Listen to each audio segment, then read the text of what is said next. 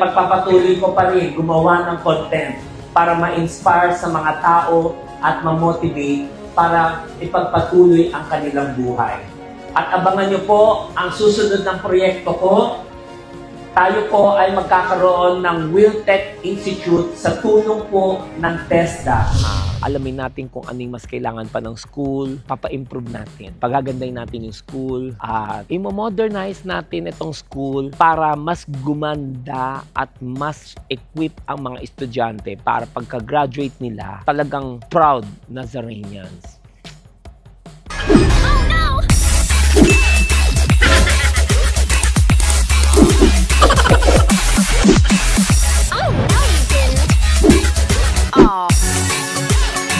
Subscribe!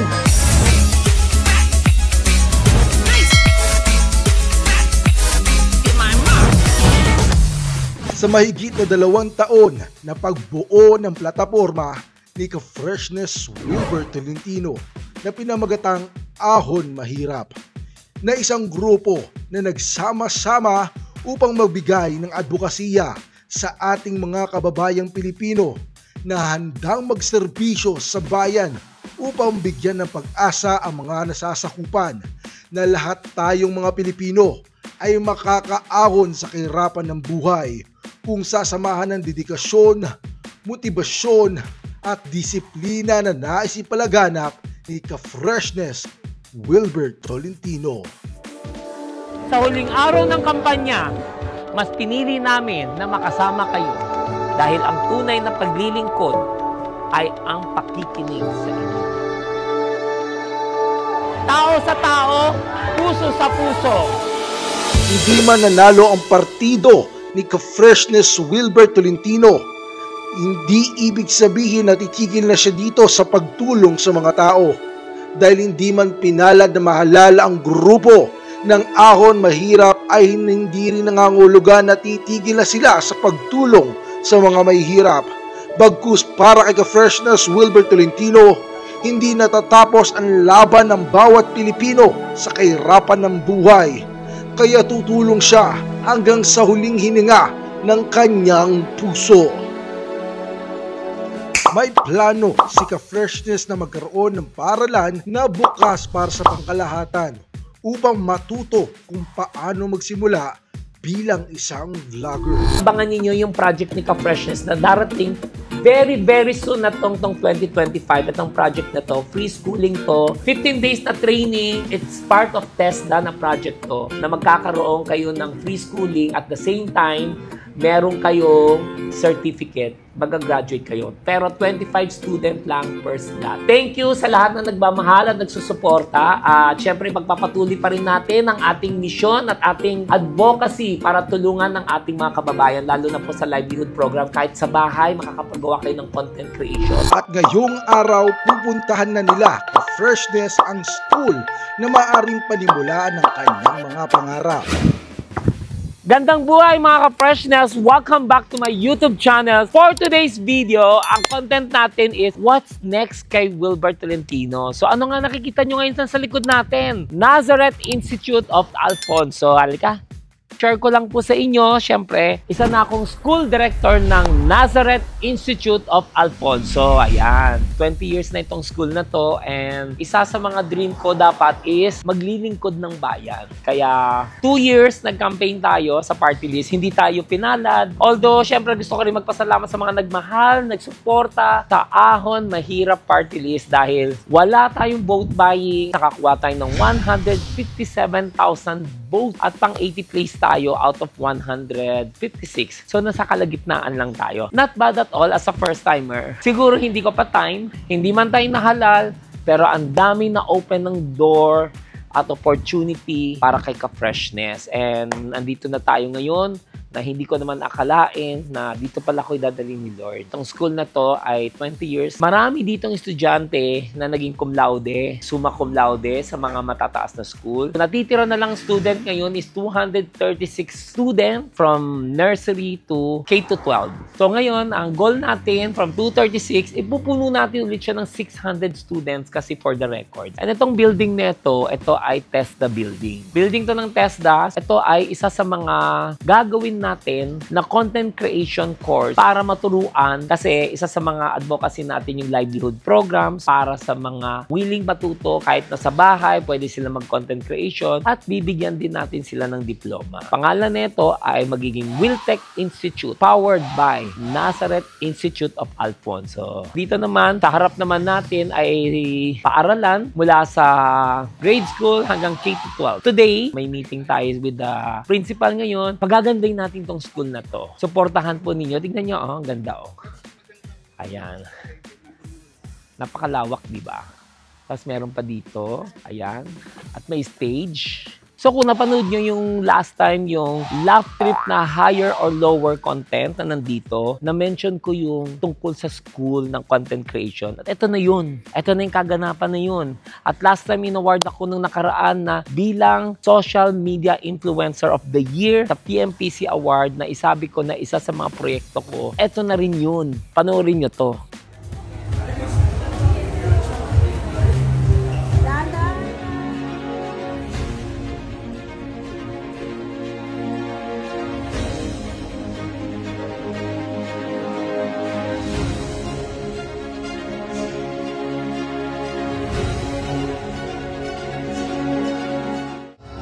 Award is for someone who brings so much color and influence in the world of social media. Our social media influencer of the year is none other than Wilbert Tolentino.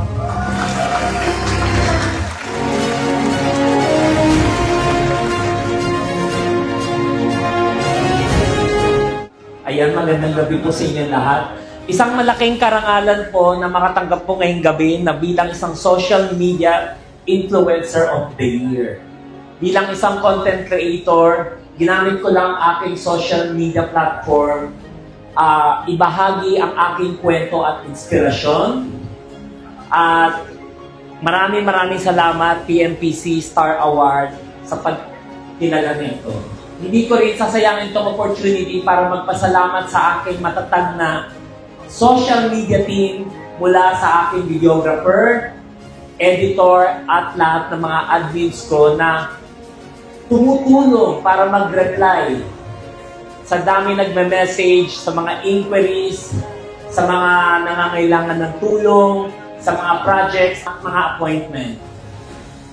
Maraming salamat po sa lahat po nagmamahal, sa lahat ng sumusuporta at nagtitiwala mula sa unang follower hanggang sa milyon-milyon ngayon.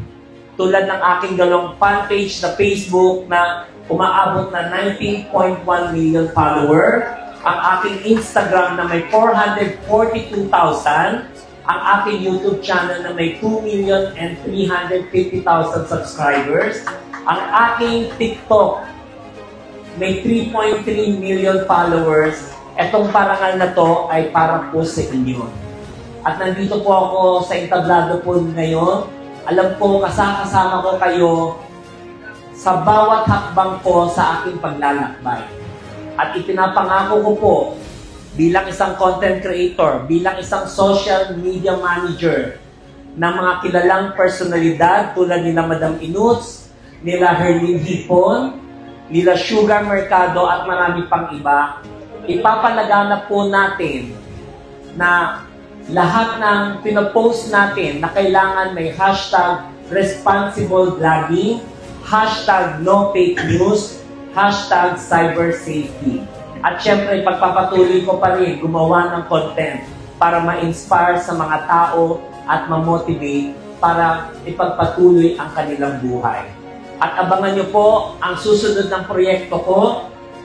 Tayo po ay magkakaroon ng Wiltech Institute sa tulong po ng TESDA. Ito po ay libre po sa schooling po. Ang kurso nito ay free content creation po. Isa po sa mga advocacy ko ay tumulong, lalo na po yung livelihood program. Kaya tuturuan natin ang ating kababayan sa content creation para kahit nasa bahay, kumikita po lahat. Maraming salamat po sa inyo lahat at mabuhay po tayo. Thank you for that, Wilbert, and congratulations.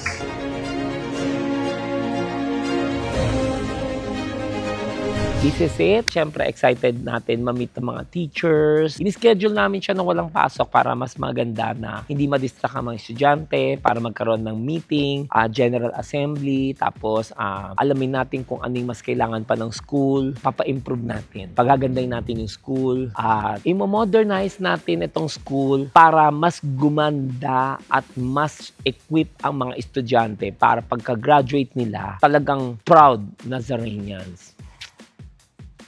Abangan nyo rin, mag-a-announce naman ako sa mga followers natin, mga subscribers natin, libreng matrikula basta dito sa Nazareth Institute of Alfonso, galing sa Ka-Freshness. Hindi nangangahulugan na hindi tayo nahalal ay tapos na ang ating pagtutulong, ngunit meron pa. There's more. Ang dami pang sorpresa ni Ka-Freshness para sa ating kababayan, para unti-unti natin iangat ang ating antas, ang ating pamumuhay at lahat ng mga kinakapos para sa pagpaaral sa mga kanilang anak. Andito na ang Nazareth Institute of Alfonso para tulungan ang pangarap ninyo para sa anak nyo. So, and of course, syempre, hindi ko rin ikahihiya. Babalik pala mag-aral si Ka-Freshness. Abangan nyo rin yan soon. Etong school neto ang mag-i-inspired sa akin at gagawin ko tong inspirasyon na next time, pag magtotok ako bilang isang school director, ikukwento ko yung buhay ko, salaysay ko, kung saan ako nagsimula, kung kaya ko, kaya din yung lahat. Thank you guys sa lahat ng mga sumusuporta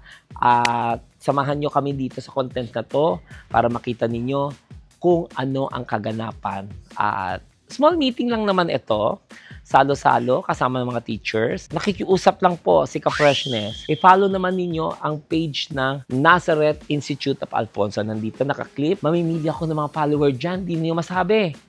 Baka mamigay ako ng iPhone 17. Kaya abang-abang kayo sa aking content at sa lahat ng mga posting ko, lahat ng mga sockmate na mga nag-follow sa akin. Maraming salamat po sa inyo sa pagmamahal at suporta nyo sa akin. Okay? Thank you!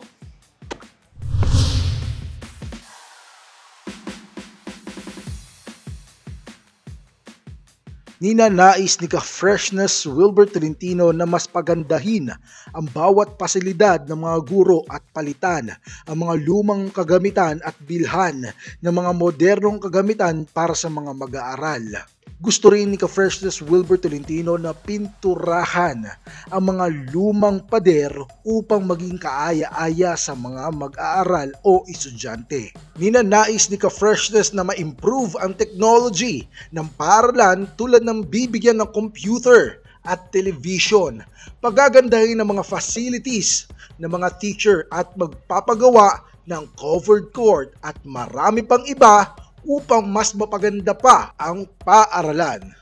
Nilibot nila ang bawat kwarto ng mga estudyante upang malaman kung ano ang pwedeng baguhin upang mas maging maganda ang pasilidad at maging kaaya-aya sa mga papasok at mga panibagong estudyante.